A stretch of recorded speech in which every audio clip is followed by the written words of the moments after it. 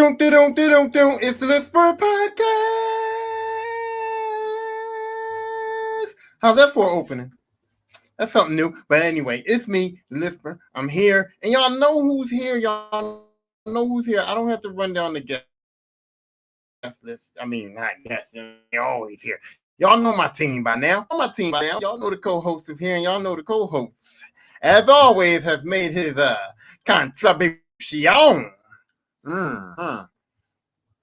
But today's episode is called M.O.A.T.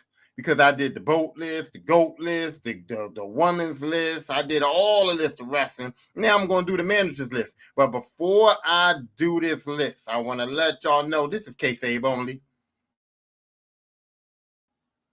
This is kayfabe only. I know that a lot of guys like Paul Heyman, a lot of guys like the managers that I'm going to mention have done stuff behind the scenes and been part of creative and been part of running promotions and been doing all this stuff like behind the scenes outside of the actual product of the wrestling, outside of the actual events of the wrestling matches and all of that shit. And I'm not talking about none of that shit. I'm not talking about none of that shit. I'm not talking about nothing behind the scenes. I'm talking about kayfabe managing. I'm talking about walking motherfuckers down to the ring, being down at the ring with them, and talking on the mic for them at wrestling events. Okay, so I don't want to hear nothing about what Jim Cornette did for Jim Cornette Promotions and Productions and all that stuff. I only want to hear what Jim Cornette did when he was walking the Midnight Express down to the ring. Okay, he was walking Midnight Express down to the ring. That's all I care about.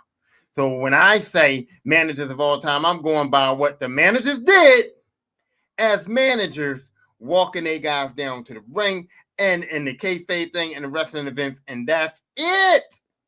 Behind the scenes stuff, all of that stuff that's not part of the kayfabe, I don't care. We all know that Paul Heyman and these guys did things behind the scenes. We all know about it. And if we don't know about it, you ain't going to find out about it here. Not here, not today, because I don't feel like that. I don't feel like that. Maybe when I do a show of the best creative guys or the best backstage guys or the best real dudes in wrestling or something like that, then we can talk about all of that stuff. But for right now, I'm just talking about what they did in the ring. So let me start with Miss Elizabeth. Okay. I only saw Miss Elizabeth with Macho Man and with Lex Luger for that little bit of time she was with Lex Luger, and that time where she was with the Mega Powers and she had the feud between Macho Man and Hulk Hogan and all that, right? And everybody and their mama, holds Miss Elizabeth at this high regard. They be talking about, when you talk about managers, you got to talk about the late, great Miss Elizabeth. And she's at this high regard. She's one of the greatest managers in wrestling history and all of this, and all of that, right? And I go, Miss Elizabeth ain't did shit. Literally ain't did shit. What did Miss Elizabeth do? Matter of fact, a lot of the times Macho Man carried her. Remember Macho Man used to put her on his shoulders and carry her? Macho Man carried her. So what did she do? All Miss Elizabeth did was put on a dress and look pretty with her itty bitty titty. That's all she did. She did not do nothing. Miss Elizabeth didn't bring nothing to the table. She couldn't speak for Macho Man because that motherfucker didn't want her to talk. Macho Man said, Elizabeth, start talking to Macho Man. Elizabeth, what are you doing? I remember a specific promo where Elizabeth was talking to Mean Gene and Macho Man was stewing. He was over there stewing. He said, Elizabeth, what you talking to Mean Gene? He was like, Mean Gene, why are you talking to Elizabeth? I'm the star. Elizabeth don't do shit. Macho Man basically said, Elizabeth doesn't do nothing. I'm the star. Why are you even talking to her? Okay. She was used very decently in the George the Animal Steel storyline, in which George the Animal Steel shouldn't have even been in the ring with Macho Man, but to make up those matches and to make up those storylines, George the Animal Steel had an obsession with Elizabeth and he kidnapped her and all that, and she played that part like she was scared of him and all that. That was cool. She played the woman in the love triangle between the Mega Powers that ultimately broke them up. That ultimately wasn't no love triangle. Wasn't even no love triangle because according to Hulk Hogan, he ain't want nothing to do with her. That was Elizabeth was Macho Man's woman, and he didn't like her. And he didn't want nothing to do with it. But they made it a love triangle, and she played it up. She looked distraught. She looked all fucked up. She tried to play it up, go get Hulk Hogan. You know what I mean? She did her part in that. She did her little part in the WCW situation where she had to be with Lex Luger and walk Lex Luger down to the ring. She played a little part in that. And she did her little part when, when Macho Man traded on her, got Sherry Martel, and she had to come in there and kick Sherry's ass that little one time when Sherry was slapping Macho Man when he lost the retirement match. She played a little part in that too. And they set up the match made in heaven for their marriage and the match made in hell. You know what I'm saying? All of that is cool. Hey, Anthony, man, thanks for subscribing to the channel, man. That's what I need. I need support, good brother. I thank you so much. Yeah, that was cool. But as far as management is concerned, like I said, she didn't speak for him. She didn't cut no promos. She didn't book up no matches. She didn't even cheat. Miss Elizabeth was wholesome. How you a wholesome manager and you're managing one of the biggest heels in wrestling and you want to be wholesome? You're managing the biggest heel in wrestling and you don't want to cheat? You don't want to slip Macho Man a chair in the ring? You don't want to sneak and slap Hulk Hogan or Ricky Steamboat or whoever Macho Man was facing? You didn't want to sneak and walk up on him and slap the shit out of him while the referee wasn't looking? Miss Elizabeth, you didn't want to do none of that. And not only was you his manager, but he was your man too, and you ain't want to help your boy out? None. So, Miss Elizabeth is all the way up in high regard as a manager. And I don't know why. Good to look at, wore the nice dresses, stood by her man, stand by your man. She did all that. She did do all that. But as a manager, she didn't do shit. So that's what I'm saying. That's what I'm saying. And here he goes. Okay, I'm gonna put your comment up there. I'm gonna put it up there. And he said, I have a question. Why, when it comes to the revolution in women's wrestling, nobody talks about sensational Sherry Martel? That's what I'm saying. That's where I was getting at when I started with fucking Miss Elizabeth. I started with Elizabeth. And that was going to lead me into somebody as a woman manager who actually did shit. Okay? And that is sensational Queen Sherry Martel. Okay? You know why Sherry Martel did shit? Because Sherry Martel was way better than fucking Miss Elizabeth. Because she was willing to do what she had to do. Macho Man was weak. That's what Sherry said. He was weak. He was weak. And Miss Elizabeth made him vulnerable. Did she not? Did she not? Sherry Martel cut promos and say, hey, Macho Man, you don't need Elizabeth.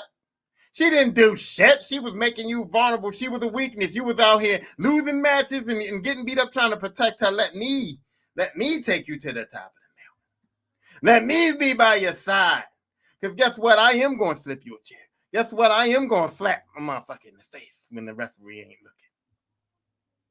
Guess what? I have in-ring wrestling experience, which means that you can actually use me in ring. You can actually get me to do shit in the ring because I have wrestling experience. And I always give her credit, okay? Because look. Heartbreak Kid, Shawn Michaels. And I give him credit. Shawn Michaels is my goat, right? He's my goat of wrestling.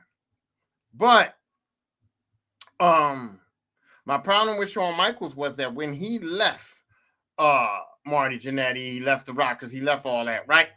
He kind of never really talked like the Rockers was corny. The Rockers was, yay, we're the Rockers, we'll kick your butts. You know what I mean? They was corny as hell on the mic. I wasn't sure how Shawn Michaels was going to be, but when he started talking and my man was conceited, my man was talking bad and all that, but he needed an extra push. He needed a kick. He needed something, and Sherry was it because Sherry was the bitch of all bitches. And now you got the bitch of all bitches with one of the most arrogant, fucked up dudes right now in the business. And so it was a perfect match. It was a perfect match. And Anthony said, in your opinion, who is Sherry's best wrestler that she was a mouthpiece for? Well, in my opinion, it was, see, it's hard because she always had good wrestlers, didn't she? Didn't she? I'm a Shawn Michaels fan like you are, but don't put him as the GOAT of wrestling. Okay, the go to wrestling is Bruno Sammartino. Okay, well we'll talk about that later. But anyway, Sherry Martel has had good wrestling, but I put her best wrestler she actually managed was really Macho Man, because Macho Man can talk on the mic. Macho Man had everything you needed, and Macho Man was a heel which fit right up her alley. And that's the same thing with Shawn. Shawn had everything you needed, but Shawn was a heel that fit right up her alley. But I don't know, the match with her and Macho Man was just great. And then to bring in the Miss Elizabeth thing afterwards, and her beef with Elizabeth made the Macho Man thing a little better.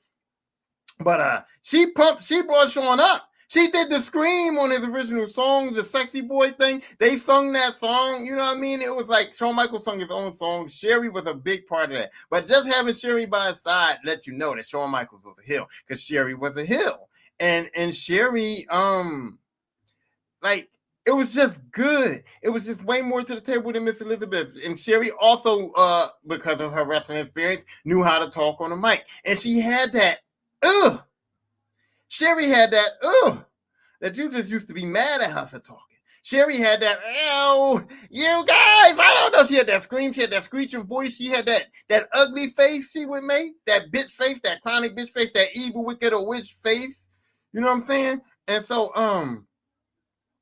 I hold Queen Sherry, because she was Queen Sherry when she was with Macho Man. I hold Sherry Martel, who was sensational Sherry when she was with Shawn Michaels. I hold her in high regard because she did shit. She did shit. She improved what the wrestler was doing, and fucking Miss Elizabeth didn't. And that's it. And Sherry was able to adapt too, even though I never liked her when she was like with a babyface wrestler, because, like I said, she had that evil, wicked witch of the West vibe. She had that evil vibe, and she would cheat. Sherry would cheat. So she was better with heels, but she could go both ways because she was diverse. What is it? Diverse? She was diverse. But anyway, yeah, so I hold Miss Elizabeth very low regard. Didn't do shit. I don't know. She was just a pretty place in a pretty face in a good place, I would say that. But Sherry actually put in that work. But now let's talk about Mr. Fuji. I like Mr. Fuji. I thought Mr. Fuji was so funny, dude. I thought Mr. Fuji was so funny. I remember when he used to wrestle, he used to look funny. I thought he was one of the small people wrestlers. You know, I used to see him like being all little. I thought he was one of the small people wrestlers. But I like Mr. Fuji, but I don't know what Mr. Fuji really brought to management neither. Because to be honest, Mr. Fuji wasn't good on the mic. He kind of just said, typical things. He kind of just said, generic phrases like, "My Yokozuna will kick your butt tonight." You know what I mean? It was just like, okay, Yokozuna could have said that himself. But they didn't want Yokozuna to talk because, for real, we all know Yokozuna was Samoan and he wasn't Japanese for real. You know what I'm saying? So they didn't really want Yokozuna to talk too much because he wasn't going to sound Japanese. He was Samoan. Plus, he wasn't actually charismatic. You know what I'm saying? So Mr. Fuji worked with Yokozuna. Mr. Fuji worked with his little salt. His little throwing the salt aspect. You know what I'm saying? Mr. Fuji worked with that. You know what I'm saying? And Mr. Fuji did kind of participate. He was a little cheater. And I like the character of Mr. Fuji, but I'm saying he didn't push his wrestlers because he didn't what he didn't do. He wasn't really a mouthpiece.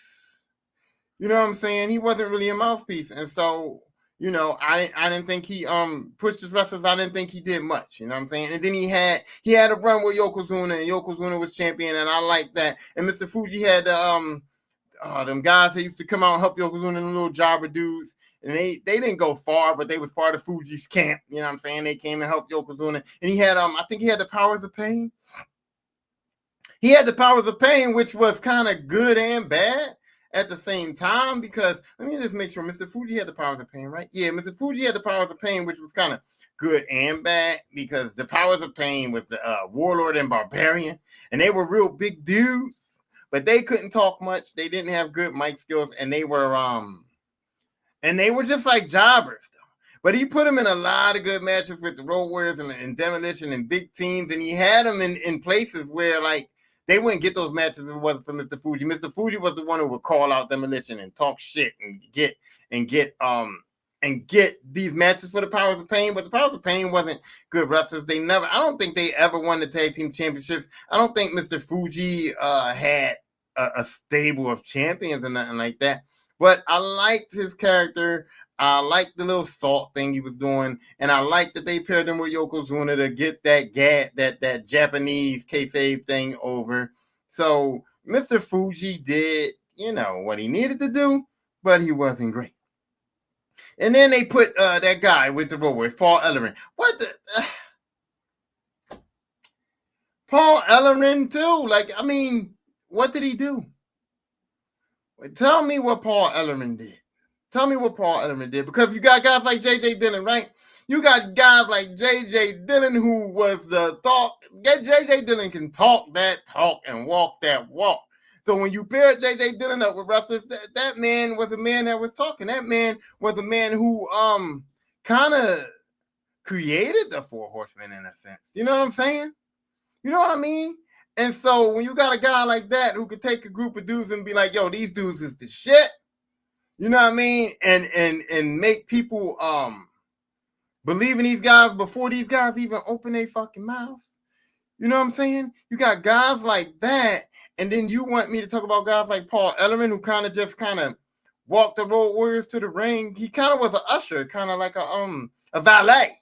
And that's what they used to call some of the managers, like Virgil. Virgil wasn't a manager. Virgil was Mr. DiBiase's valet, and that's what they called him. And I think that was Paul Ellering. Paul Ellering was just a valet for the Road Warriors because the Road Warriors didn't need him.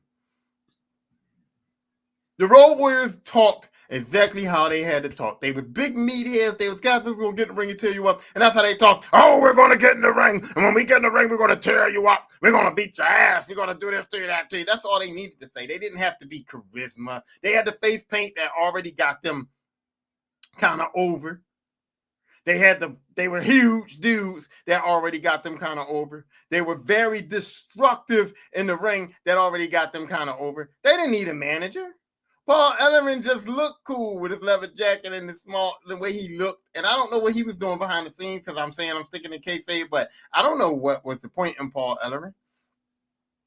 Because I think that if you have a manager, the manager is there to elevate the wrestler. The manager is there to elevate the talent. The manager is there to provide us with things that the wrestler can't do.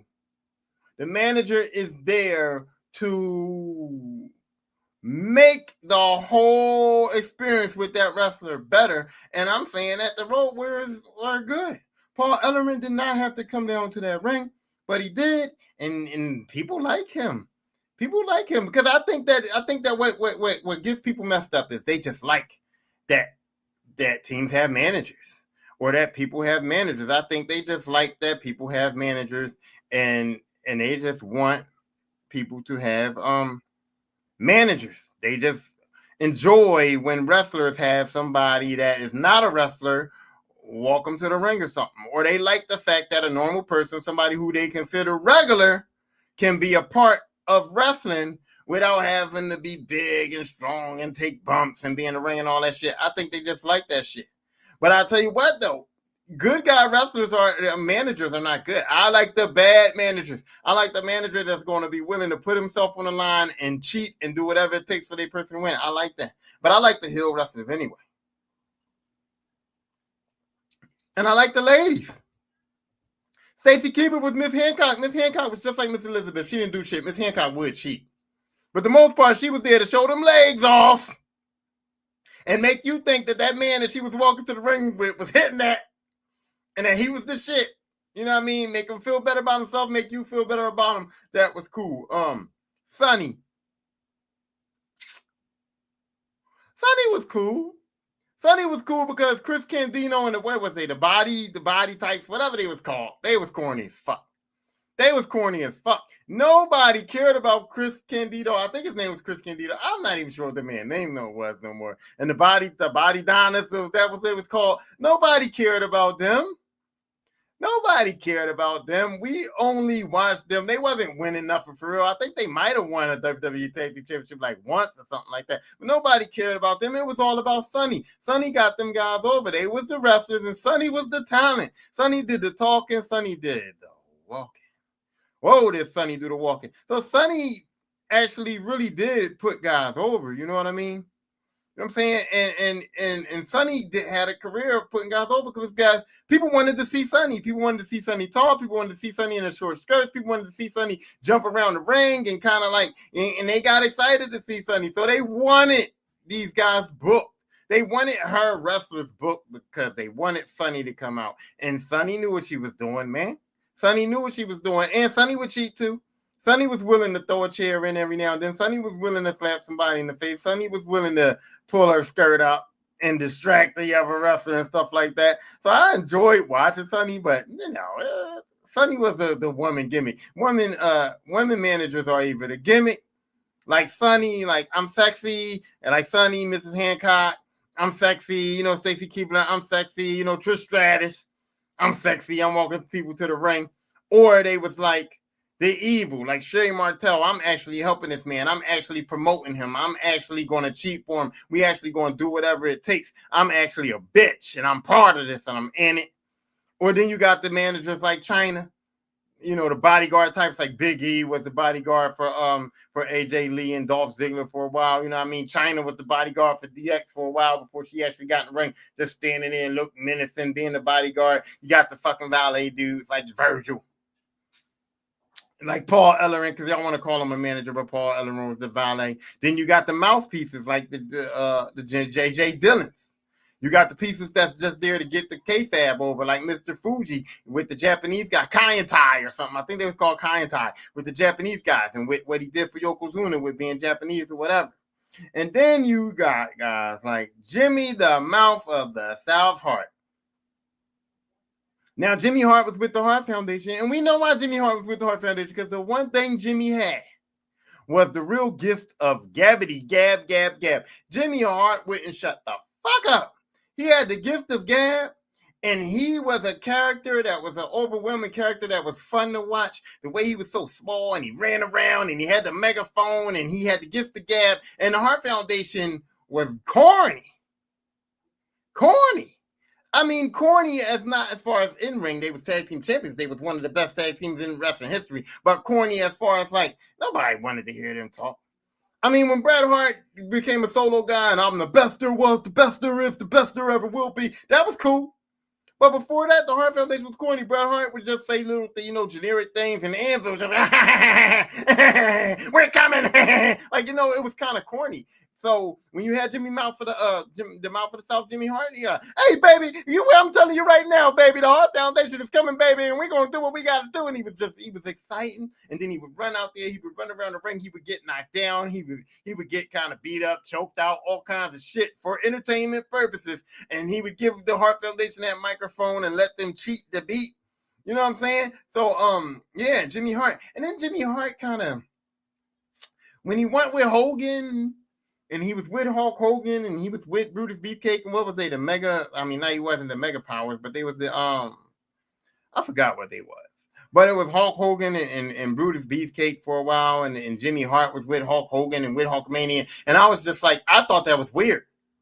I thought that was weird to pair Jimmy Hart with Hulk Hogan because Hulkamania still kind of was running wild, and Hulk Hogan was very good at what he did, and he didn't need Jimmy Hart there. But I guess Jimmy Hart had added something to that. I don't know. It wasn't fun.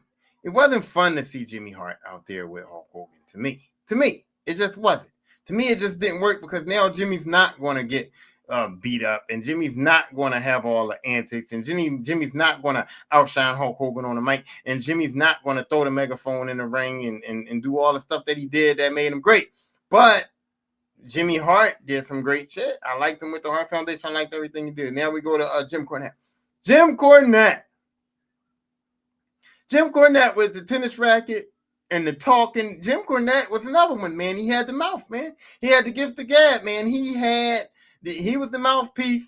And we all knew that Jimmy Cornette was, Jim Cornette Promotions. We all knew that he was a promoter in the background. But Jim Cornette also was a guy just like J.J. Dillon, just like Jimmy Hart, a guy that spoke for his wrestlers, a guy that had the antics, a guy that was animated. Jim Cornette was like a cartoon. Jim Cornette was like a cartoon character, man, and his voice and the way he was animated and the way he took up for his wrestlers, and he had that tennis racket that we all know. We all know that tennis racket was there to be used in the ring by a wrestler to win a match. You know what I'm saying? And I just like his time when he had like the Midnight Express, because the Rock and Roll Express was running away with the tag team, and he had the only tag team that really could get him work. He had the only tag team that really could beat them. And Bobby Eaton was one of my favorite wrestlers. And you know why Bobby Eaton was one of my favorite wrestlers? Because Bobby Eaton was kind of fat. He was kind of chubby. He didn't look like a good wrestler to me. But in that ring, Bobby Eaton did everything that he could do in that ring. Like, he was awesome. He was awesome. He was like, I don't know, he was an anomaly, because I'm like, how can he move like this? I'm like, how can he have these technical abilities like this? I love Bobby Eaton and I love Jim Cornette because, like I said, I like managers that can bring something to the table, that can talk, that got antics, that can be a character. And sometimes it helps for people to want to see the manager, and they know they can't see the manager without seeing the wrestler. So when the booking came, it's like, okay, you might have a low-level star. You might have a guy that's not like a top-notch dude, you know what I'm saying? But because they want to see Jimmy Hart, and because they know that Jimmy Hart's going to come out there and Jimmy Hart's going to have the antics and Jimmy Hart's going to have to cut the promo and all that, they will put up with the wrestler to see the manager. And Jimmy Hart was one of those dudes that when I knew Jimmy Hart was coming out, I enjoyed it. I knew that the show was going to go up. I knew that the entertainment value on this match was going to go up based on Jimmy Hart just being involved in this match. I know that he's going to throw the tennis racket in. I know that he's going to try to distract him. I know he's going to try to cheat. I know he's going to talk shit. I know he's going to talk shit to the wrestler. I know he's going to talk shit to the crowd. I know Jimmy Hart's going to pump it up. It says, what are your opinions about Lita as a manager and a valet for the Hardy Boys? See, here's my opinion about Lita as a manager and a valet for the Hardy Boys was that Lita, the Team Extreme thing was going to happen. And so based on the Team Extreme thing definitely happening, I think that's why Lita was there, because Lita didn't bring nothing to the Hardy Boys.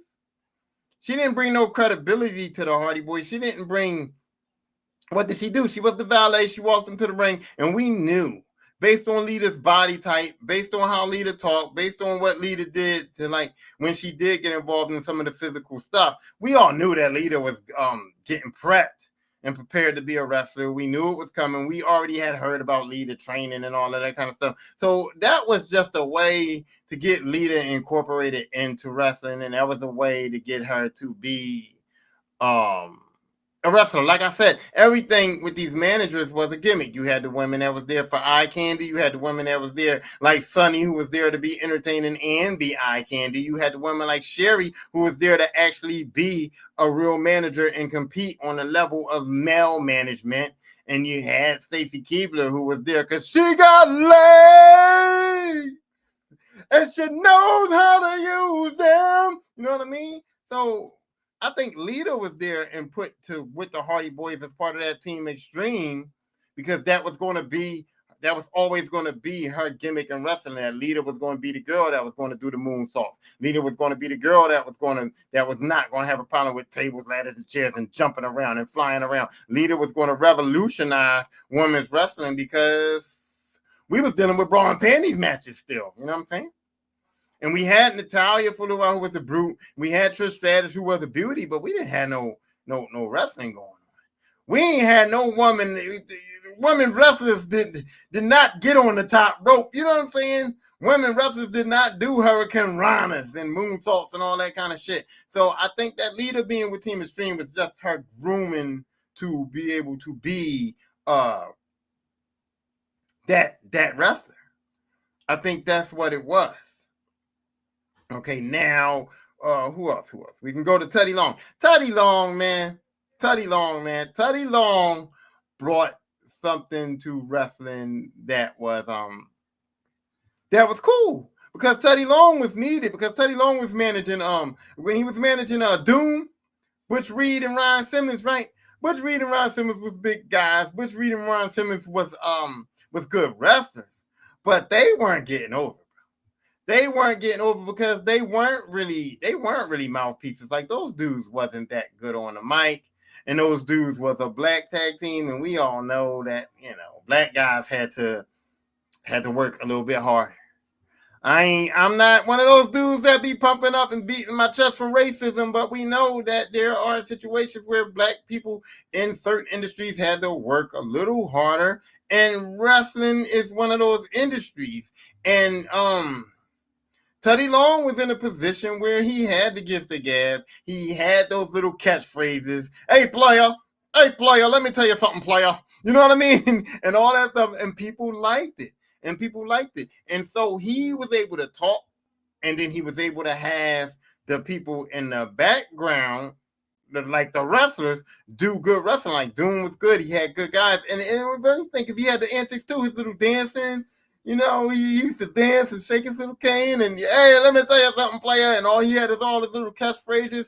So Teddy Long brought something to it. And then it was like, it's always good for the manager to have wrestlers that can perform in the ring. You know what I mean? It's always good for managers to have wrestlers that can perform in the ring and not do too much. The managers cannot overshadow the wrestlers. Now, in certain circumstances, the managers did overshadow the wrestlers, but it didn't it didn't hinder careers that wasn't going nowhere. Like when Sonny was overshadowing the Body Dinos, they weren't going nowhere. We all knew they weren't going to be a top tag team. They were there to help out, beef up the tag team division. You know what I'm saying? So with Sonny being there, she couldn't overshadow them because they wasn't the stars. Sonny was the stars. You know what I'm saying? Teddy Long couldn't overshadow Ron Simmons, and he couldn't overshadow Doom because Doom was going to go in that ring and wreck shop. Teddy Long was getting us to the ring, getting us to watch them. But once they got in that ring, they wrecked shop. So it's a good balance. And when the manager starts to outshine the wrestler and they want the wrestler to go places, they change shit up. But I mean, Teddy Long was just a character, bro, and we liked this character. He had the catchphrases. He had good stables of guys at a certain point in time. He took guys to high places where they needed to be. He did a good manager job. Now let's talk about Paul Bearer. Paul Bearer is also another one that's held in high regard. High regard for, I don't know. It says, wasn't Sonny the manager for the Hollywood Blondes women? Yeah, she was. She was with them too, but see, that's the thing. That's the thing right there that I'm talking about. When Sonny didn't have to overshadow them. Sonny had to change her role when she was with the Hollywood Blondes because Pillman was carrying that team. Pillman was a guy who was able to talk on the mic. He was a guy who was able to, and him and Austin were very good in the ring. They were very good technical guys, but Pillman did the talking. Pillman was the team, and Sonny was just there to, like, I don't know, get him over a little bit. I don't know, be more, the eye candy thing. She used to dance and still pull her skirt up and do little things, to get people interested in seeing them. But they backed it up in the ring, and Pillman was good on the mic. And so Sonny didn't overshadow them. She didn't overtake them. She didn't have to be the star in their little thing. And that worked out too. So, so managers also have to know how to fit their roles. If I got to be the star, if I got to ham it up, if I got to take this thing over, I'm going to take this thing over. Because even if I'm the star of the group of the wrestlers, my guys are still getting eyes on them. They're still getting booked in matches. They're still getting eyes on them. And at the end of the day, Sonny wanted to be a star in her own right. But she ended up being famous for other shit. But anyway, back to Paul Bearer, okay? Paul Bearer is in high regard as a manager. But my whole thing about Paul Bearer is that Paul Bearer, I wouldn't say he was a good manager. I'd say he was a great character. Paul Bearer was a character in a time where Undertaker had no character. And I hate to say that. I know that sounds crazy that I'm saying that one of the greatest characters in wrestling history, one of the greatest personas in wrestling history had no character. And people want to say, what do you mean Undertaker had no character? But get this, Undertaker had to change his image a bunch of times. He was the regular Undertaker, then he was that crazy double, the acolytes Undertaker, and then he was the American badass because, after a while, shit gets stale, man. After a while, shit gets stale. And let's be clear, Mark couldn't talk a fucking lick. When he was in the Skyscrapers, when he was with Sid Vicious, who was their manager? Was it J.J. Dillon or was it Teddy Long? They had a manager too, the Skyscrapers did, when he was with Sid Vicious and Dangerous Dan. I think it was Teddy Long, if I'm not mistaken. But anyway, Mark couldn't talk. Undertaker couldn't talk. My man was just standing there stoic and rest in peace. And they had to get that guy some help. They had Brother Love with him, but Brother Love didn't work because Brother Love was Brother Love and Undertaker was killing motherfuckers. Like, how did that go together? I'm Brother Love. I love you. Remember Bruce Pritchard, Brother Love? I love you.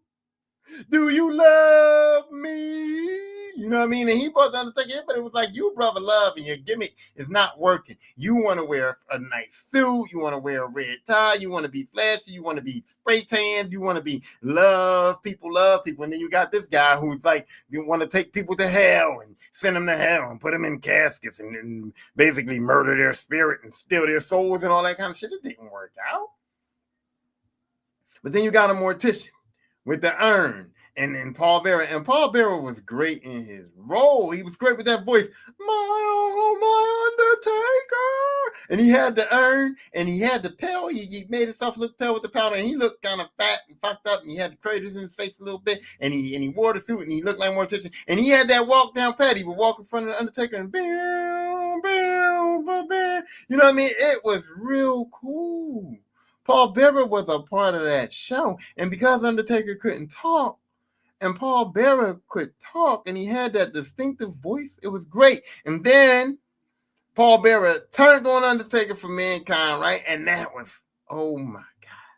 When Undertaker handed Paul Bearer that urn, and he got on his knees, and he was like, yes, Paul, yeah, buddy, we did it. We about to take down Mankind. We gonna win this match. And then Paul Bearer hit him in the head with that urn. I said, oh, holy shit. And then when Paul, what was the Undertaker in that feud with the Dudley Boys?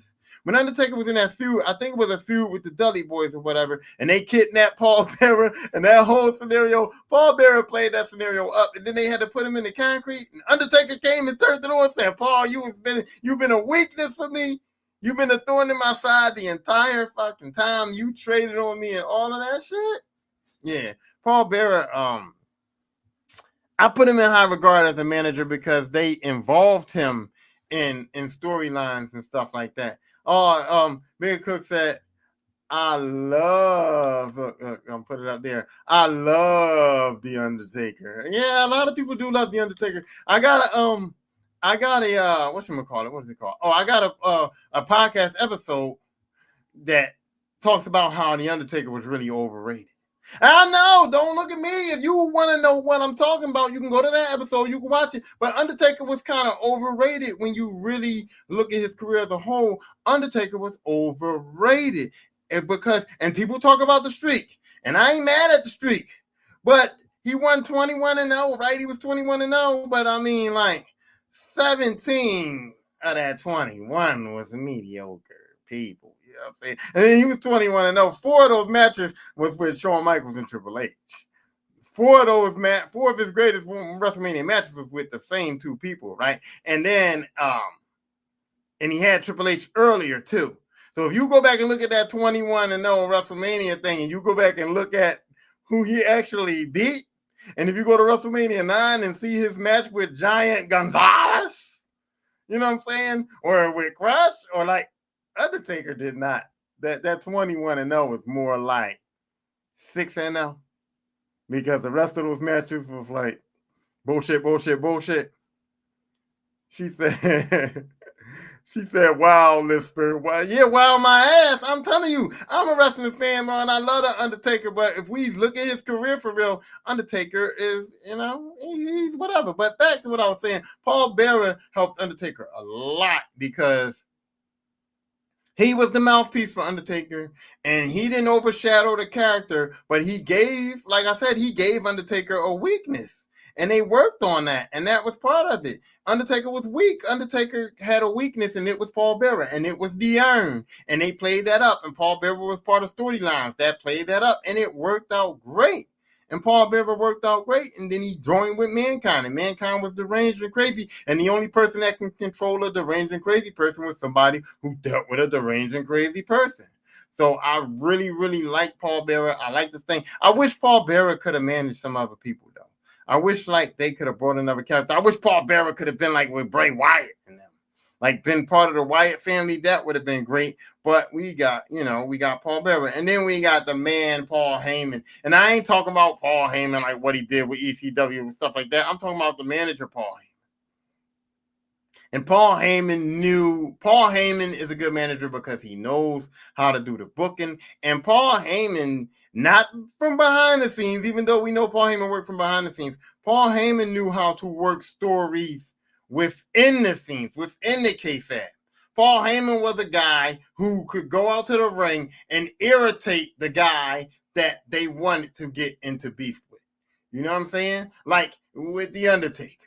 And the whole Brock Lesnar thing. Brock Lesnar wasn't a talker neither. But Brock Lesnar was a beast. He had that beast mentality. He had that beast. That was his gimmick, right? He was the beast, and he was the beast, and he was the baddest kid on the block, you know what I'm saying? And The Undertaker was there. And Paul Bearer just went out, not Paul Bearer. And Paul Heyman was able to go, hey, Undertaker, you think this is your yard? You think you the big dog around here? You think that you're the baddest thing on the planet and blah, blah, blah, and this and that. When I got my man Brock Lesnar back here, Brock Lesnar's better. Brock Lesnar will kick your ass. He'll destroy you easily. You know what I'm saying? And it was just like, what the fuck? Who is talking to the Undertaker like that? Do you know who that is, bro? Do you know what's up? Do you know what's about to happen? You know what I'm saying? And he made Brock everything. And then, from 20 to 6, and we only named 4 repeats.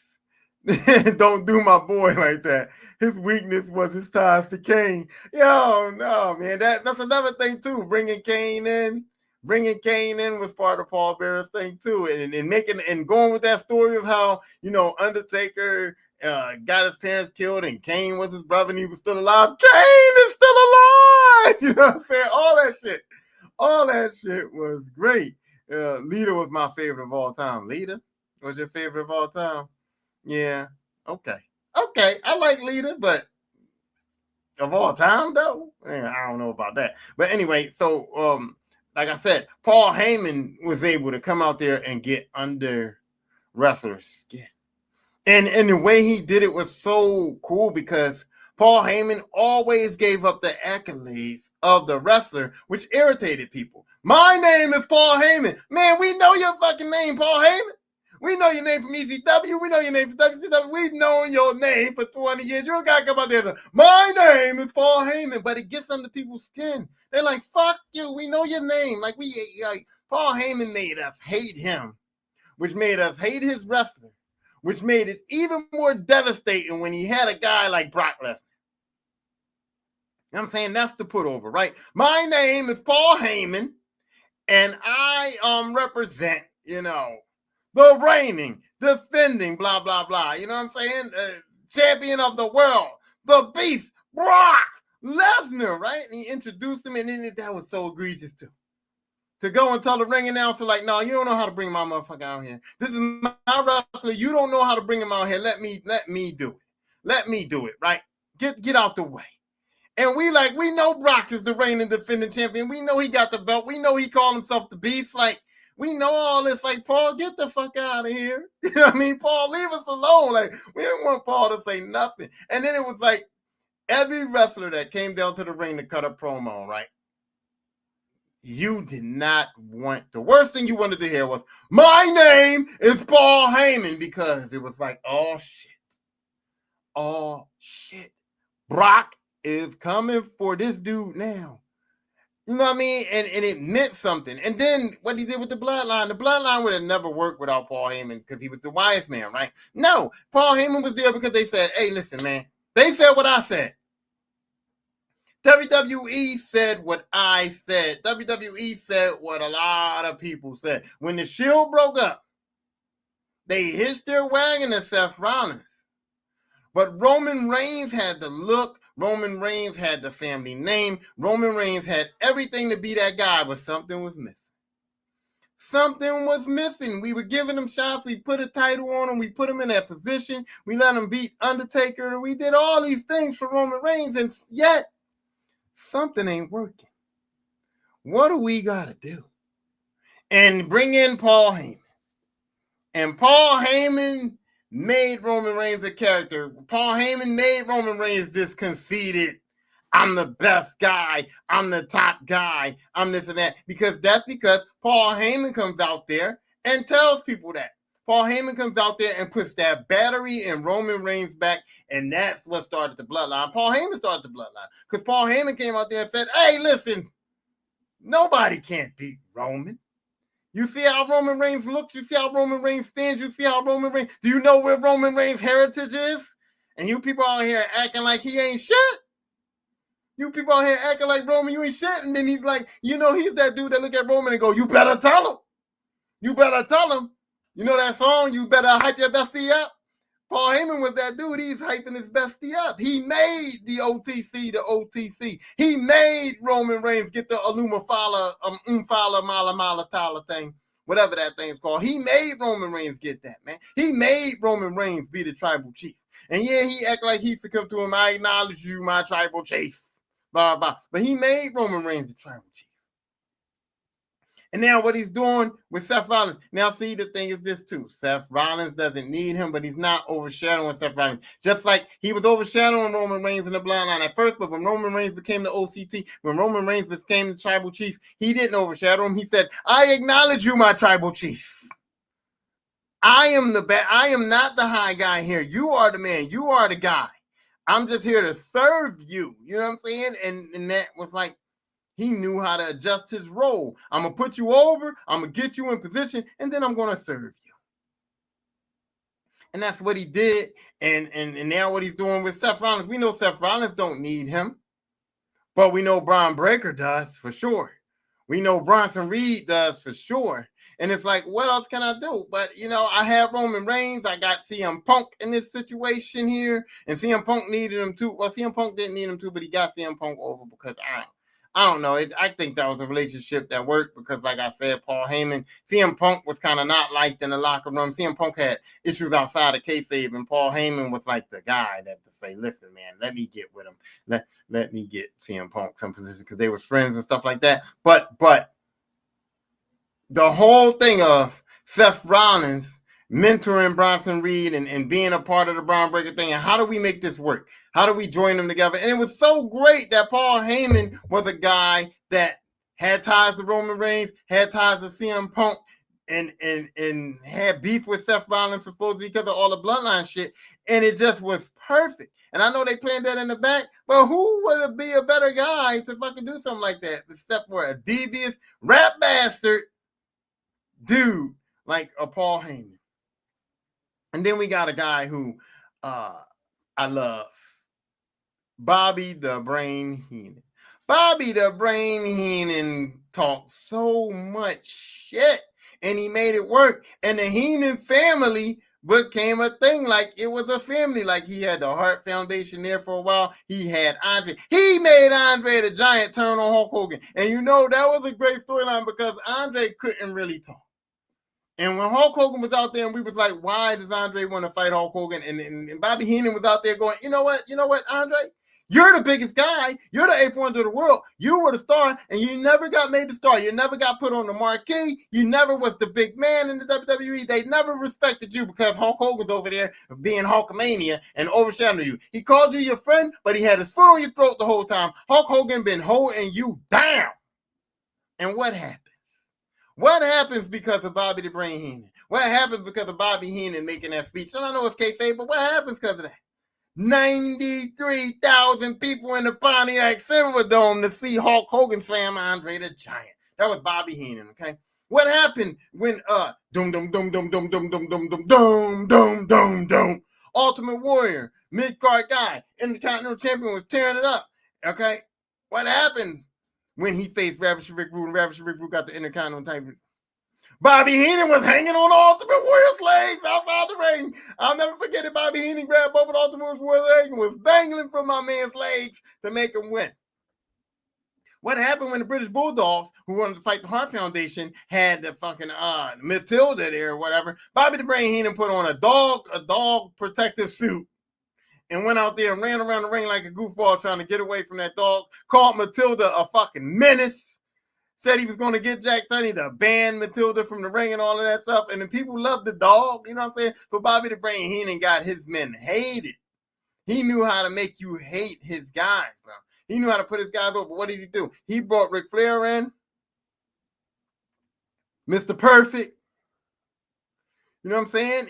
You know, he teamed up Andre the Giant with Haku and ended up getting them 2 tag team championships because Haku wasn't doing nothing in the mid-card. Andre the Giant wasn't doing nothing no more. You know, he had ran out of steam, and Bobby the Brain Heenan teamed him up with Haku, a match that we never thought about.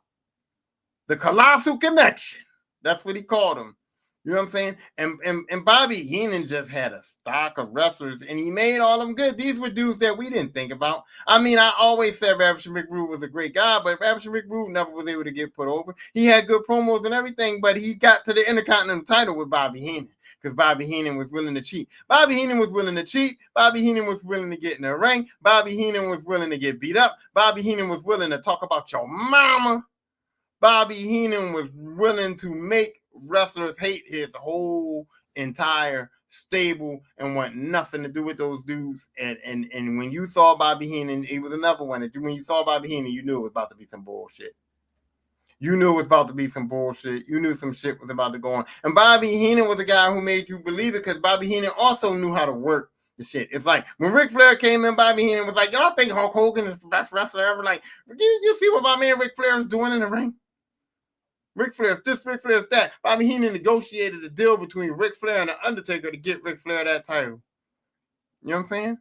Bobby Heenan took Ted DiBiase and Erwin R. Schleicher and put them together. You know what I'm saying? Bobby Heenan did so much as a manager for wrestler that they're kind of copying him. That whole family dynamic with wrestling nowadays. This is my family. We're a family. The family dynamic, even with the bloodline, that whole family thing, that started with the Heenans. That started with Bobby Heenan. Bobby Heenan took his stable wrestlers and put them together and said, this is the Heenan family. We work together. We are one complete solid unit. And now look at Don Callis. I like Don Callis too. Don Callis is trying to do the same thing. It ain't the same as what Bobby Heenan was doing.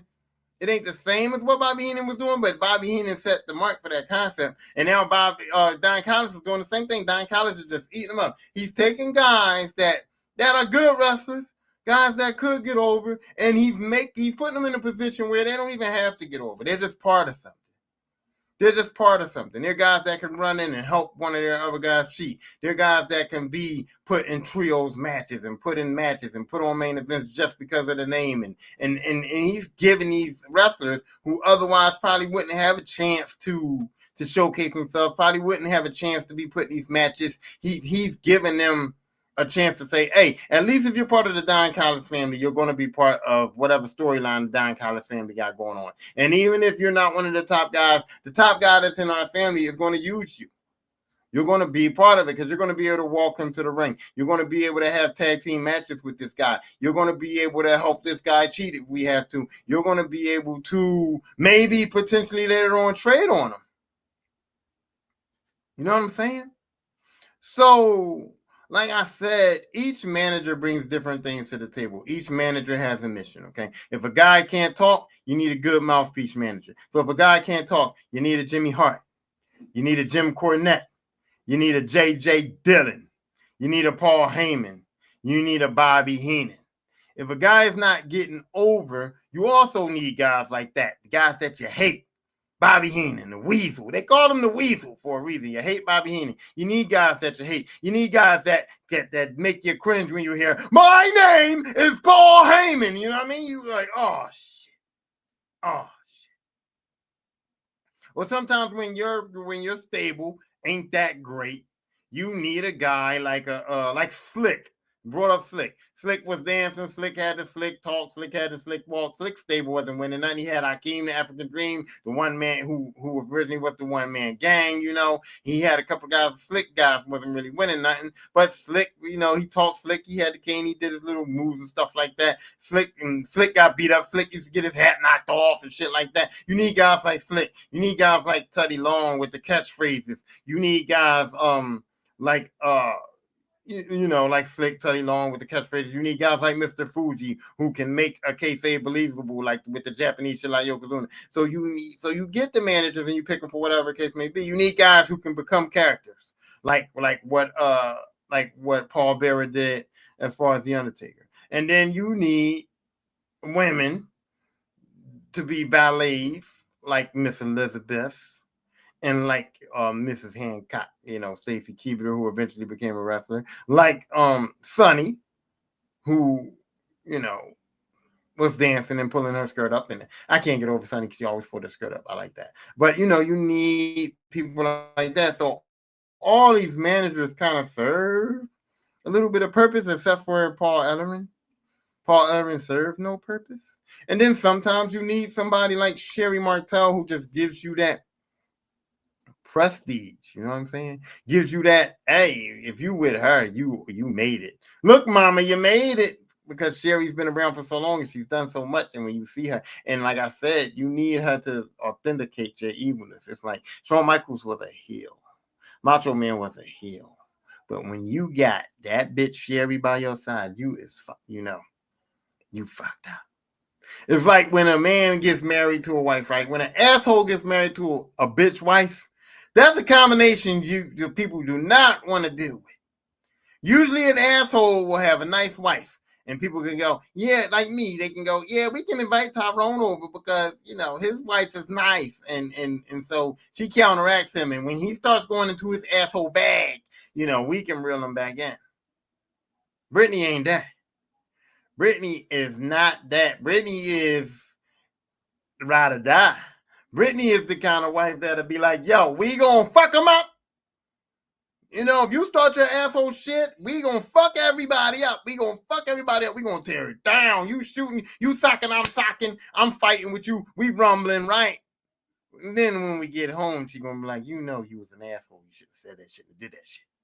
But like I said, you put an asshole with a bitch wife, you get you get invited to shit, no parties, no nothing. Nobody wants to deal with that. And that's what Sherry brought to the table. Sherry brought to the table, like, we already got this dude who's a heel. And now you're going to be his bitch wife? You know what I mean? His bitch manager? Like, you know what I mean? It was all fucked up. But with that being said, I did. I've mentioned some of the greatest managers of all time. If you got another manager that you think I want to mention, or if I fucked up, because sometimes I fuck up because, I'm live here. And I do this off of my memories. I do this off of my thought patterns. I do this off of, what I remember them for. So, yeah, Paul Ellerin might have other groups. Some of these managers might have managed other people. Some of these managers might not have managed some of the people that I said they managed, because I can fuck up. I can get it wrong. So if I was wrong, holler at your boy and we could correct it. Or if you didn't like what I said about Miss Elizabeth, holler at your boy, we could correct it. Or if you just want to talk some shit and you think you're going to get with me, holler at your boy and we can correct that too. But until then, I'm out. This has been the Lisper Podcast. Thank you for listening. Also, remember now that I'm on Fleet Radio. It's a radio on the Fleet radio stations, and it's called Big Mouth Radio. I'm on Big Mouth Radio now every Thursday night at 7 p.m. So if you can't watch me now and you don't have Spotify, you can download Fleet Radio app. You can go on Big Mouth Radio and you can listen to your boy on there. Shout out to Anthony. Shout out to Bigger Cook for being in the comments. And listen, man, Bigger Cook has been a supporter of mine since I've been doing this, and I support her. She got music, so you can check her out on YouTube. It's Bigger BIGGA KOOK, Bigger Cook, Lyrical Wolf. She's on YouTube. She's on Facebook. She's on all your platform and services, streaming services, whatever. I don't know. Yeah, the social media platforms. Y'all know what I meant to say. And you can check her out on Instagram and all that. And she got bars. I'ma just say that. She got bars, and when she become a star, I just hope she don't forget the little people. Just don't forget the little people. You know what I'm saying? And with that being said, I'll see you later.